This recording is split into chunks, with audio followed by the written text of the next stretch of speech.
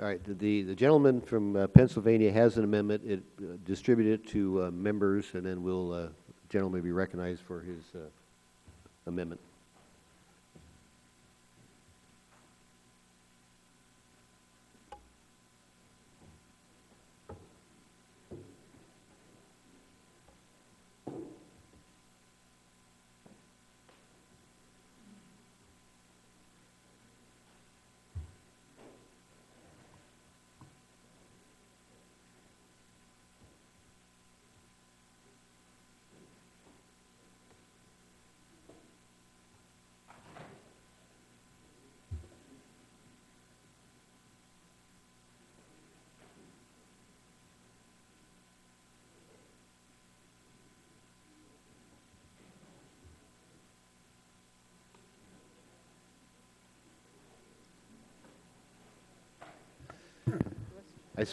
I think all of the amendments has been passed out, so the gentleman from Pennsylvania is recognized for 5 minutes to explain his amendment. And I thank the chairman for his benevolence. And I also want to echo the comments previously made about the appropriateness of the investigative and oversight functions of this committee. I agree wholeheartedly. And I want to say, if we are serious about using our oversight and investigative powers to protect our public lands and the American people, then we should adopt this common sense amendment that I'm introducing this morning. Hydraulic fracturing, or fracking, is a topic with which we're all acquainted. Natural gas reserves, now accessible all across the U.S. Through the use of hydraulic fracturing techniques, have the potential to reduce our dependence on foreign oil, lessen pollution that leads to global warming, reshape our manufacturing sector, and boost our economy. In fact, we're now producing more natural gas in America under President Obama than we ever have before.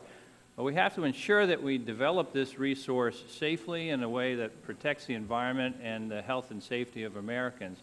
According to the Interior Department, 90% of all new wells drilled on public lands now employ hydraulic fracturing.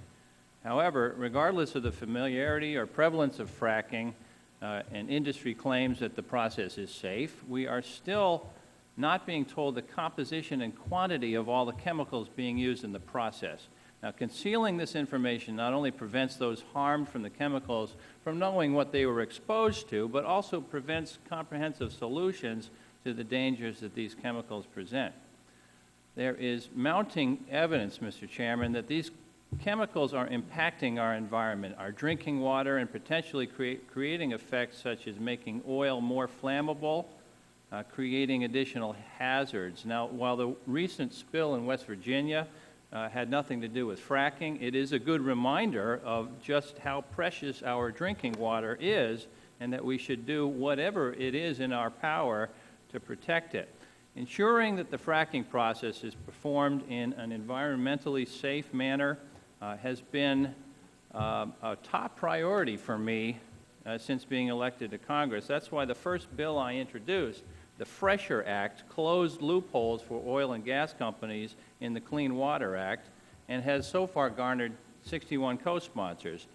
That's also why I introduced the Cleaner Act with 57 co-sponsors, which would ensure that oil and gas companies test their waste to determine if it is hazardous, and if so, dispose of it using the safe methods that other industries are already employing.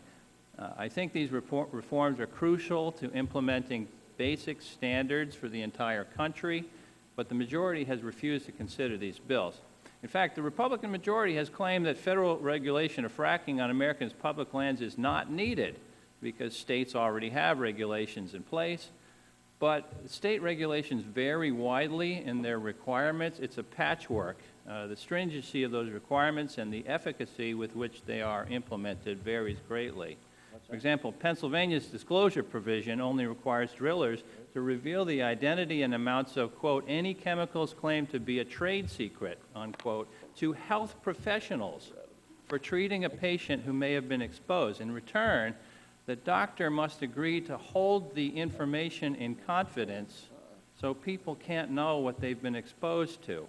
This prevents other people from taking the necessary precautions to avoid getting sick, and of course protects the oil and gas companies from the terrible PR problems they would encounter if people knew their neighbors were getting sick.